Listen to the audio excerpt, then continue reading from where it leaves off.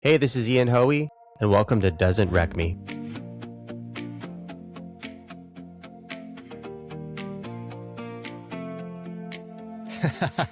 my world. How's everyone doing? Welcome to Doesn't Wreck Me.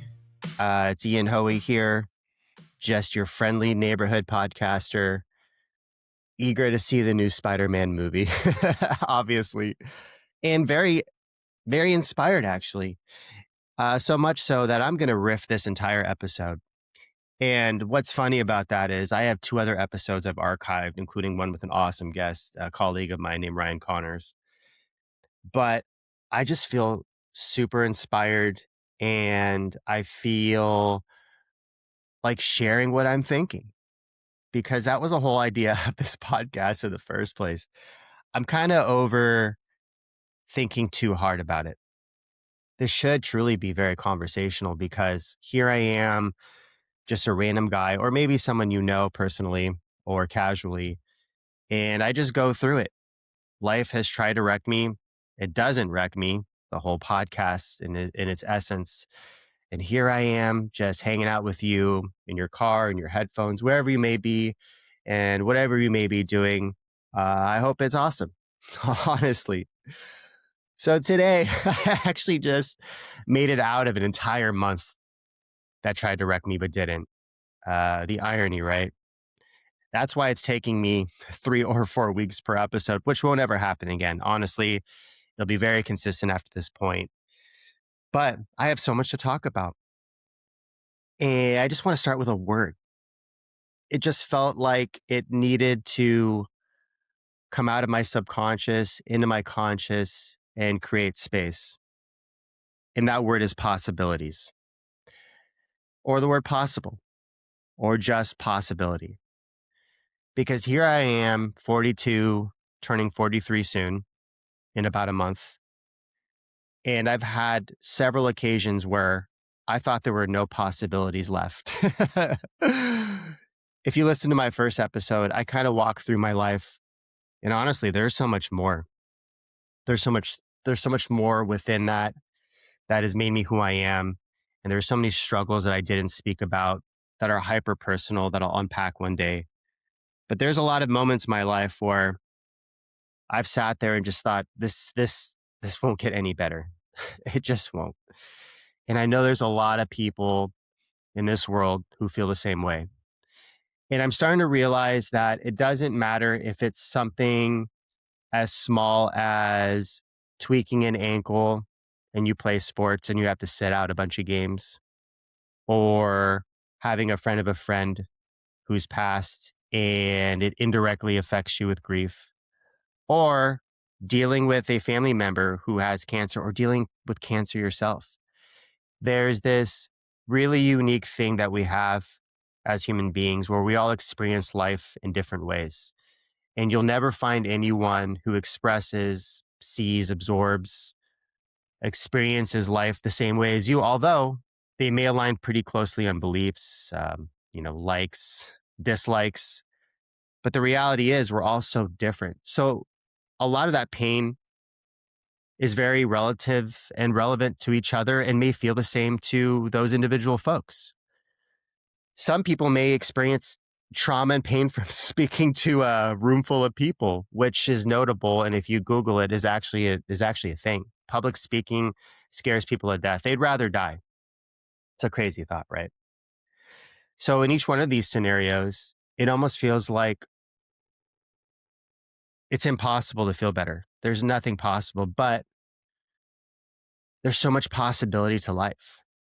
And I'll be transparent. There's a few times, especially my lowest lows when it came to drinking, and I was an alcoholic, I just didn't see any possibilities left.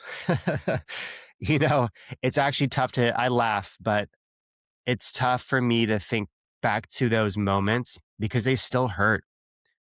That darkness is a real thing. And let me tell you, depression, anxiety are absolute monsters. They're beasts. And there's a lot of people in this world who deal with them and have to take medications, or they do it the natural holistic route, take very good care of themselves, or you don't do absolutely anything. but all of those really don't fix it. And it kind of never really goes away. It you maintain it, but it doesn't really ever fully go away. Especially when you have a life experience so deep, like grief or health issues, that you just will always remember. Even thinking back to those moments will reproduce those thoughts, right? And so in those moments where it felt so dark, just reacting the way I did, they're extremely hard. And I thought life was impossible. It's probably a coded way of saying I had no hope left, really. But here I am, 42, doing this podcast with my incredible family. Still getting wrecked, by the way. This was a rough month, and maybe I'll unpack it, maybe I won't. Um, sure, I'll unpack some of it. I'm just riffing here, but anything really is possible. In 1 month's time, I thought I could potentially lose my daughter because she's having anesthesia for surgery.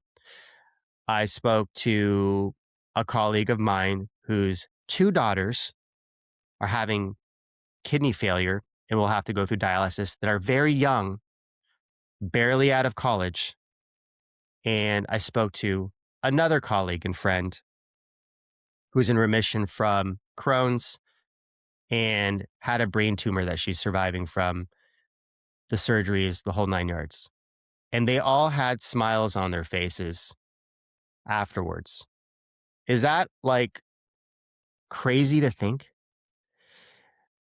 Me being in one of those scenarios, my wife and I sat in a waiting room crying. And then the song Magic came on by Olivia Newton-John. And it was like this sobering, magical experience. It's like everything might be okay. Waving to my daughter as the nurse is walking out of the room absolutely wrecked me. But here I am. Talking to my two colleagues absolutely wrecked me because I happen to be an empath, just absorb their pain, you know? There might be other people like me out there. Um, Kudos to you if you are, because it's like a blessing and a curse. It's a blessing because your social acuity is an elite level, but also it's a curse because you read the room too well. That's probably a whole nother episode, because that life experience is very unique for people who have that gift and ability, and it's wild. But where I was getting with that is each one of those conversations and situations, including my own, there was still so much possibility left. And there really is no bookend, you know?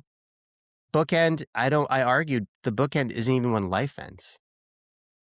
I, there's so much possibility in all this struggle, in all this pain, in all these life experiences. And it's really wild when you just think that way. And you always hear PMA, positive mental attitude, be grateful, be present. Yes, those all fall within the same subject matter. But if you also think with a level of possibility, it adds this color and creativity to it, you know? And so while you're listening to this podcast, just think of all the possibilities outside of what you may be going through and what could potentially happen. Because if you just give yourself and that thought and the time outside of the present, uh, entertainment, and if you just sit and think and let it digest in your mind, body, and soul that there's something after this moment, these moments, this month, this week, this hour, this day, that has possibility to it, man, that's so inspiring. I woke up thinking about possibilities today, and I had an incredible morning. If you listen to my first episode, I kind of go into my routine, but this morning I'm like, I'm really going to go for it. And there was something so beautiful about heading to the gym while it was pouring rain and just sipping a warm cup of coffee while I'm listening to affirmations. By the way, 13 years ago, I did none of that. So to think 13 years later, all the possibilities of who I'm becoming organically just because I decided so is really incredible. And you're talking to someone, and I'll be transparent about it. At times, I was so drunk that when I used to live in a condo in Anaheim with my then fiance, then wife, I would sometimes sit at 2 or 3 in the morning in our back porch and go, I'm so hopeless. I could just jump off this thing and no one would care. I really thought that way. It's a terrible thought. It actually hurts my heart to think about it because I don't even recognize who that person was. But you experience these things, especially in the depths of addiction. And it's something that I went through and survived through, but there was so much more possibility. And if I wish I could float back to that time or take a DeLorean like Back to the Future and go, no, Ian, stop. There's so much possibility and you'll make it because I'm here talking to you. But oh my gosh, the future is so good. So, with all that being said, I just want to encourage you. And I kind of want to touch on a few things. Okay. So, here's my story, right? Of when I felt that way and when life felt closed and all the possibility that happened after that, with sobriety, health, parenting, work, creativity. There was so much possibility. And I saw so much possibility in me then, and still so much possibility in me now, and still so much possibility in the future. And I really, really wish in those moments I had someone like myself now who I've become encouraging that person saying, hold on a second. Like life is hard, dude. But regardless of how you're feeling, which a lot of times lie to you, there's so much possibility within your day. And I want to expand upon that actually really quick. If you look this up at a scientific level, I'm no scientist nor psychologist, but there's a science to emotions and feelings. They're really just it, it's like this fictional story that happens in your mind. And sometimes it's educated by your body, by the way. If you look it up, there's this body mind connection where, a good example is if you have too much coffee, it'll make you anxious because it has caffeine in it, right?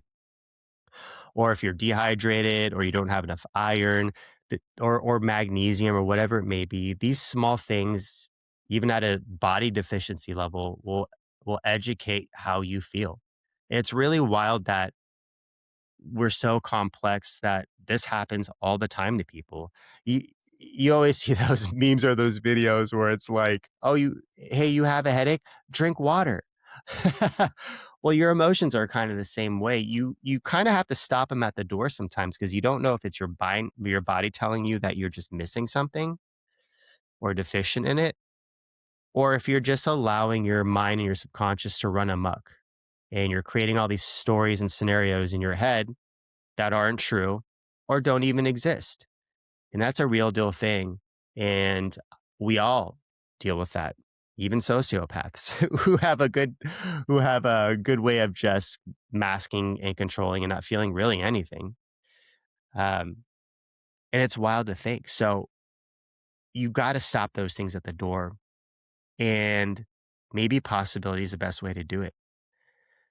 Because if you think about the word possible or possibility, which is the opposite and the antithesis of impossible, when you stop a feeling, a scenario, a terrible day, you're coming off something horrendous. It could be anything from having the flu or losing a friend. Think about the possibility a- of your current moment and after your current moment. There's so much life within that to live. And I feel like it could be important to have that reframe because possibility has this energy of hope to it. And so I'm finding that, you know, in all those crazy moments and challenges and core memories and milestones in my life with health, sobriety, becoming a special needs parent, there was so much possibility within that. And I've gone through a lot of stuff, and a lot of it I haven't mentioned. But even looking back to all those hard moments, there was so much possibility within them too. I remember when I first uh, woke up from the day after losing my best friend Brian, and nothing felt Nothing felt possible to me that day. And try not to cry in the podcast proactively, which is not a good look. But I remember getting in my car and just saying, I'm going to drive. And I lived in Orange County at the time, and Huntington Beach wasn't too far away. It was probably about a 30 to 40 minute drive west. And so I jumped on the highway and I went towards Huntington Beach because I felt like if I was close to the water, it would just make me feel better. That was my thought process then. It was the only thing I could think of doing outside of like maybe taking a run. So I get in my car and I drive down the 101, the Pacific Coast Highway, paralleling the water. And I'm seeing all these surfers just absolutely shredding. Sorry, shredding is a Southern California word. I apologize in advance. But I saw the possibility in that at that moment. And it actually made me feel better. And I actually thought in my mind, you know, maybe I should dust off my surfboard and start surfing again. I feel like a connection to the water would be special because I haven't done it in a while. That was possibility. And you know what? I did jump in the water actually after he passed a few times. And it was game changing. And it was because I made that simple decision and had that simple thought of, hey, what's possible? The grief of this or losing my best friend or that permanent void that will be here forever in my life of not having my closest compadre and roommate at that time around is healable. It really is. And arguably, while I was surfing, had moments where I felt like he was with me. I'm going to go on a quick tangent real quick because I have a crazy story about a time that I was late to a flight on a business trip in Dallas, going back to Southern California at that time. And it relates, I promise. But this is kind of a little bit after I had lost Brian, but I connect and have eye contact with this girl who had purple hair and a purple hoodie. And you know, people who love purple, and I love purple too, side note, they really love purple, but you'll notice this maybe after you listen to this podcast, you'll just know someone who loves purple because they really embellish on it. It's they have it all around them, they wear it, they accessorize, and sometimes even their car is purple, which is cool. I only say that because I noticed her immediately because she had purple hair, but she looked right at me when I looked at her. It was crazy. So long story short is we somehow end up sitting next to each other too because it was assigned seating. And I thought that was crazy. And whether you believe it or not, within 30 seconds, we engaged in a conversation. And one of the first things she tells me was, do you have a friend named Brian? And I'm like, first of all, who are you? And secondly, what are you talking about? Because yes, and I was just thinking about him. Didn't tell her anything else. And she proceeds to tell me that he's with you and he's watching over you. And I'm like, who are you? What is this sorcery? And she tells me she's a psychic. Before that point, I guess you could say I was a little skeptical. I do have a strong belief that there is so much more to this world, spiritual and humanity otherwise, all the above than we know, right? It's kind of, it's kind of childish to think that that's not the case. Like we are atoms floating in the ether in a meat suit. And it's a scientific fact that you cannot create or distinguish energy. It's just we are energy. And after that point, I'm convinced that some people just have a hypersensitivity to energy and then they could read that. They could read it like a book.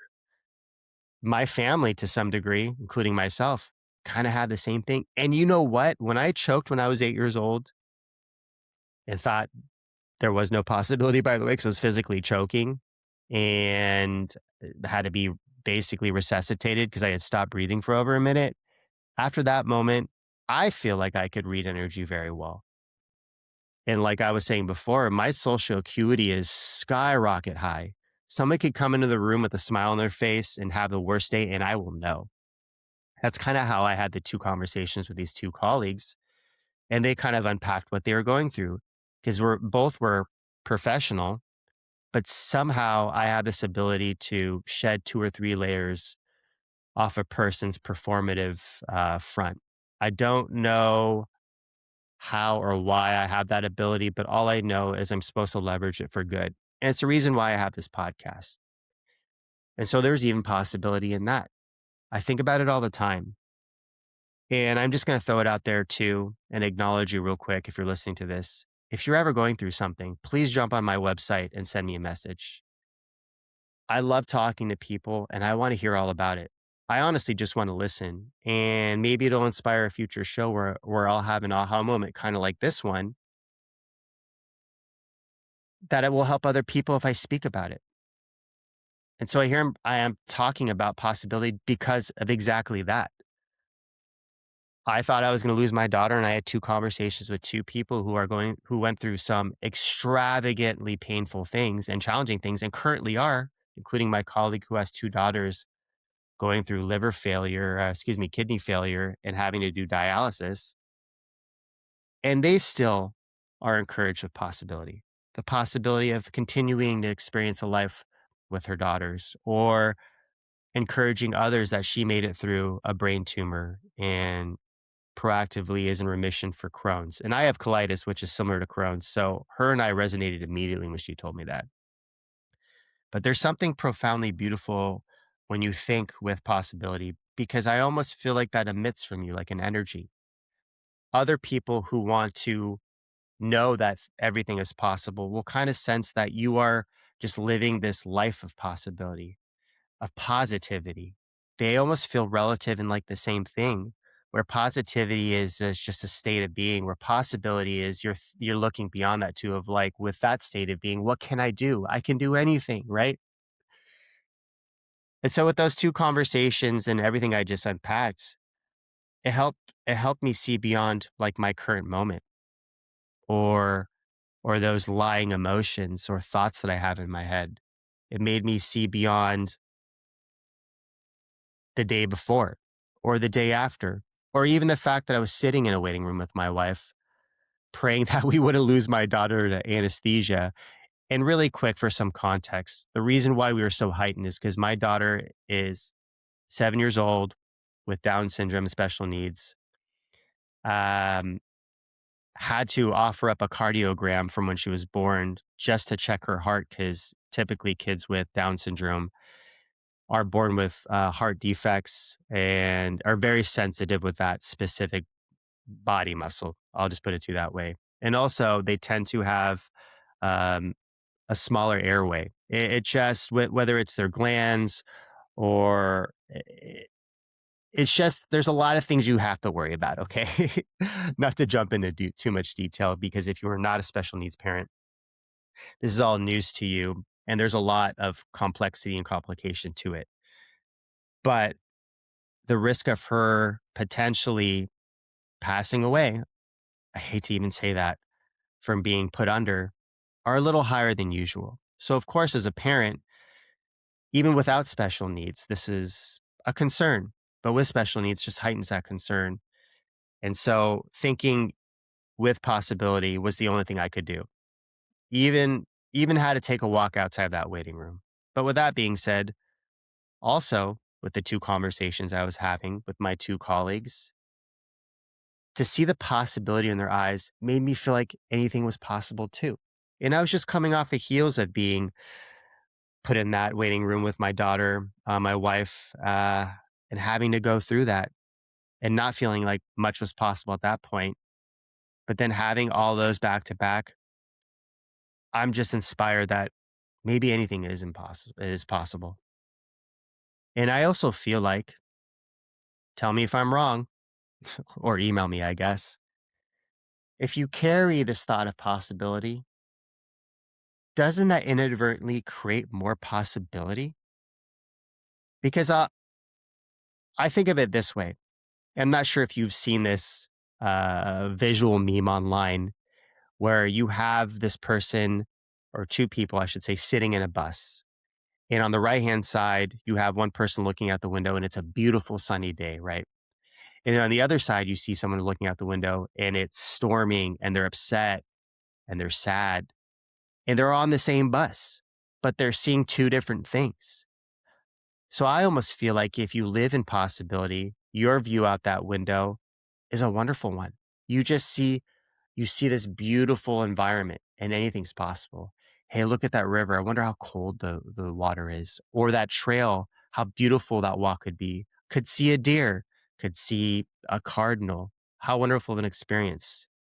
While the other person on the other side of the bus may see a storm and is physically going through one, having trouble, tribulations, challenge. But arguably, that person going through the same thing, um, or same ride, I should say, but two different scenarios, could see the same thing out the window and experience that two different ways. So if you think in possibility, couldn't you start living in it too? If that's your perspective and your view, and not to overcomplicate it, it may be that easy, you know? And maybe it'll reverse engineer where if you start thinking in possibility, your body will start feel like anything's possible. When I was hyper motivated this morning and on my rainy drive to the gym, I felt like everything was possible. And I gave it an extra 5 to 10 minutes of hard hit training workout that I didn't think I had in me and hadn't eaten anything, just some Celtic salt and water. And I powered through that bad boy and it was amazing. I'm no better than anyone else, by the way, when it comes to working out or going to the gym. And sure, I have my days off where I'm like, I don't want to do this. But I will say, feeling like anything was possible got me in that gym and made me work harder than I probably should. It got me through that waiting room where my wife and I thought we could potentially lose our daughter. Oh, another challenge, another day. Are we ever going to get through this year? you know? And then talking to these two individual colleagues who've had incredible challenge, potentially losing two daughters to kidney failure, or who knows what's going to happen with dialysis, or could have died from my brain tumor, or could have kept bleeding and bleeding and bleeding from Crohn's, but got the surgery and now I'm in remission and now I'm feeling so much better about life. There's so much possibility. Please know, if you're listening to this, there's so much possibility.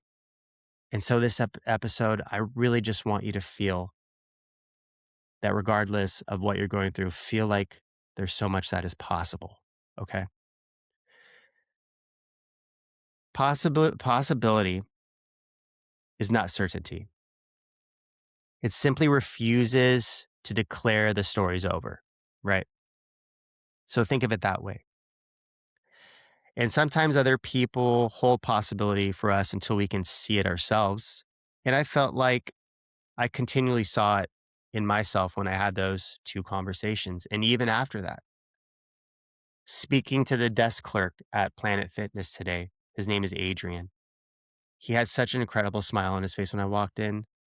And I even felt like more was possible and maybe even helped my workout just from the interaction with him. And so I'll give you this. Where have you mistaken I can't see the way for there is no way? Because those two things are extremely important in perspective. Because when you can't see the way, that means there's potential for possibility and it exists. Where, in the times I had mentioned, sitting on my porch where I thought there was no way, nothing felt possible. So after this episode and you stream through it and you kind of sit with your thoughts for a moment, maybe it's always I can't see the way when it gets challenging and hard, but there's always a way. Like like the gates at Jurassic Park, when they're closed. You're in the Jeep when they open up, the dinosaurs are beyond the gate. You don't see them, but you know they're there. That's kind of the nostalgic 80s kid, 90s kid in me, but I feel the same way about life. Maybe I can't see the way is as good as you can do, but the best you can do is just think that anything's possible. Please, please know that quote unquote, there is no way is not true. There's always a way. And if you feel like there's a way, you'll make the way. Right? And so I'll leave you with that possibility. Anything is possible. If I'm sitting here at 42 years old, alive and well, with a life that has wrecked me continually, and I've made it, and I've talked to hundreds of people whose lives has tried to wreck them, down to my own father, who had his house burned down when he was 5 and was lied to about who his real dad was when he found his stepdad dead on his couch, and survived through alcoholism and some incredible childhood trauma of losing his entire family nearly. If he wakes up with a smile on his face, anything is possible. So I encourage you today to think in possibility. And when you look out the window, or you look at your life, or you look at this day, anything's possible. With that, I love you. I appreciate you. Thanks for listening in. And I'm excited for the next episode. More to come. Thanks, y'all. Appreciate you. And you know what? Life might try to check you, but it won't wreck you. Have a wonderful day. Bye-bye.